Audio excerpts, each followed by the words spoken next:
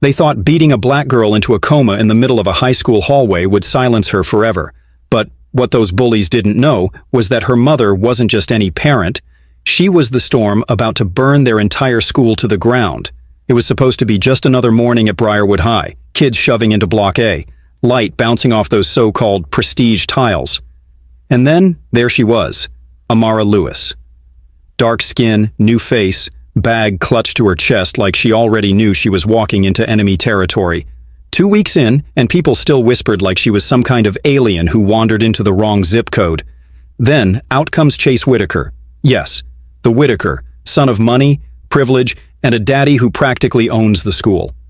Blue and yellow jacket, baseball bat in his hand, smirk on his face.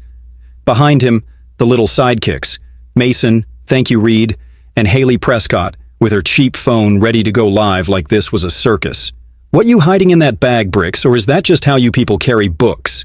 Chase sneered, flicking her stuff across the floor while the crowd cheered like it was halftime entertainment. Phones raised high, TikTok comments flying. Hit her, this will go viral. And the math teacher, Ms. Alvarez? Oh, she froze right there in the hallway, clutching her lesson plans like her job was worth more than a bleeding black girl's life. Can you believe that? Before we go any further, comment where in the world you are watching from, and make sure to subscribe because tomorrow's story is one you don't want to miss. The bell had just rung. Kids poured into Block A and the dim light filtered through the glass windows, bouncing off the shiny gray tiles. In the middle of the chaos, Amara hugged her bag tighter, head down, hoping to slip past. But Chase wasn't letting that happen. With a sharp jerk, he yanked her bag, books flying across the floor like confetti. The crowd circled instantly, phones flashing red and blue recording lights. Haley screamed, "Go Lev!" like this was a concert. Mason banged a stick against the lockers, every thud like a countdown drum. Amara tried to breathe, to stay steady, but Chase flicked her books aside with his shoe, eyes locked on her like she was prey. Who do you think you are, walking across this hallway like it's yours? I make the rules at Briarwood. The air thickened, whispers cutting through. Poor girl. But nobody dared to move. And when that bat twirled under the fluorescent light, you knew this wasn't bullying anymore. This was about to be blood sport. The crowd packed tighter, their phones raised like they were front row at some twisted reality show. Haley Prescott squealed into her camera, "Live from Briarwood, y'all. Watch this go viral." The way she said it, you'd think Amara's pain was trending content, not a human being about to get cracked open in the middle of a hallway. And Mason? He just kept banging that stick against the lockers, each thud like he was the drummer for Chase's little hate parade. Can you imagine the audacity? Amara bent down, desperate to scoop up her books, but Chase kicked them across the tiles like trash. "Walking through my hallway?" he sneered, eyes crawling up and down her frame. "Nah, not today." His voice dripped with that smug, racist entitlement that money buys, Whitaker entitlement. And the kids around? Oh, they loved it. Some whispered, "Poor girl." But no one stepped in. Funny how courage dies when the bully's dad writes the school's checks. At the edge of the circle, Ms. Alvarez finally showed up, math teacher, clipboard in hand. She stopped dead. Froze. Didn't move. She looked at Chase, then at Amara, then back again. And you could see it on her face. The calculation. A paycheck or a child's life. And she chose silence. Can you believe that? A grown woman paralyzed while a 16-year-old girl shook in front of her. Chase twirled his bat slow, letting the light glint off the polished wood, letting every eye watch. "Wanna pass? Pay the toll. Here, that means getting hit." The crowd roared like it was halftime. Haley shoved her phone closer to Amara's face, desperate for the perfect thumbnail shot. Mason grinned. "Do it, bro. This will blow up." Amara tried to edge sideways, but her foot slipped on her notebook. She hit the floor, shoulder cracking against a locker. Laughter exploded, the kind that cuts deep because it's mixed with cruelty. Phones zoomed in, comments flooding the streams. "Hit her already, she's dead meat." The whole hallway fell into this sick silence, every breath waiting on Chase's swing. And then, as the bat rose over her head like a judge's gavel, Amara's eyes locked on the logo carved into the shaft. Whitaker Foundation. Not just a bat, not just a bully. It was the entire system daring her to stay down. The bat came down with a hiss, cutting the air like a blade. One strike. Not just on Amara's body, but on the illusion that Briarwood was ever safe for kids who didn't fit the Whitaker-approved mold. Phones shook in students' hands as the sound cracked through the hallway.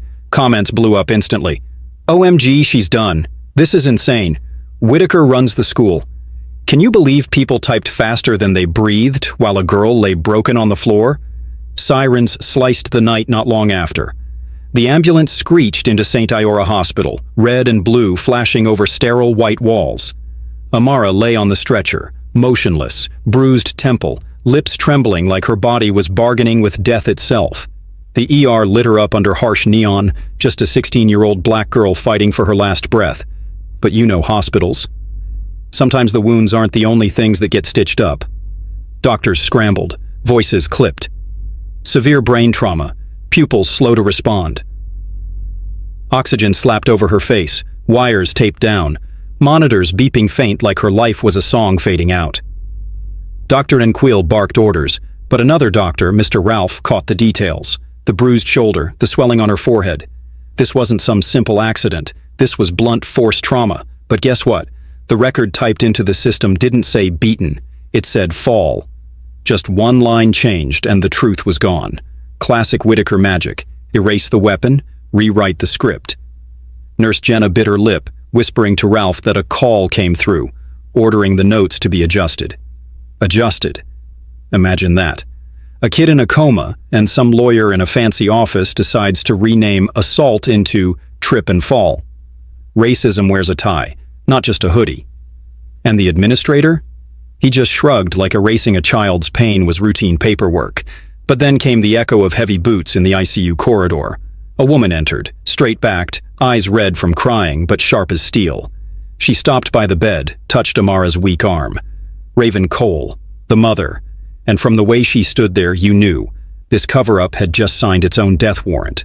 The Briarwood High Auditorium had never been so packed. Parents, students, reporters, even local TV cameras lined up, ready to watch the show the administration swore would clear the school's name. Principal Marion Pritchard stood tall on stage in her pressed dark suit, flashing that fake polite smile. And right beside her, Elliot Whitaker, Chase's father. Calm, smug, like money itself was sitting in the front row.